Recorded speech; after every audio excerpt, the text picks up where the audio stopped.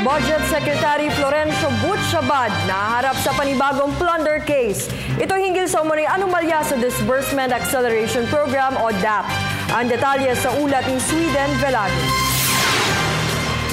Muling nahaharap sa kasong plunder si Department of Budget and Management Secretary Butch-Abad. Kaugnay ito ng akusasyon sa kanya ni Attorney Bonifacio Alentajan, dating pinuno ng Philippine Constitution Association. Aniya, binigyan ni Abad ng tig 50 milyong piso ang 19 na senador na bumotong i-impeach o patalsikin sa pwesto si dating Chief Justice Renato Corona noong 2012.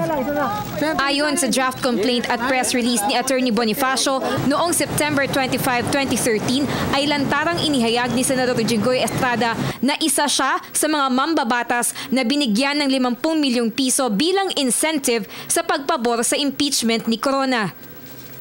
Ayon kay Alentajan, pondo umano mula sa maanumalyang Disbursement Acceleration Program o DAP ang ginamit. Ang DAP na una nang nadesisyon ng unconstitutional ng Korte Suprema ay isang mekanismo upang mapabilis ang government spending para sa ekonomiya ng bansa. Ang DAP fund ay galing sa mga hindi nagamit na pondo ng priority projects ng gobyerno. Hihilingin umano ni Alentajan sa ombudsman na ilagay si Abad sa preventive suspension sa lalong madaling panahon oras na makitaan ng probable cause ang kanyang kaso. Para sa Telebisyon ng Bayan, ako si Sweden Velado.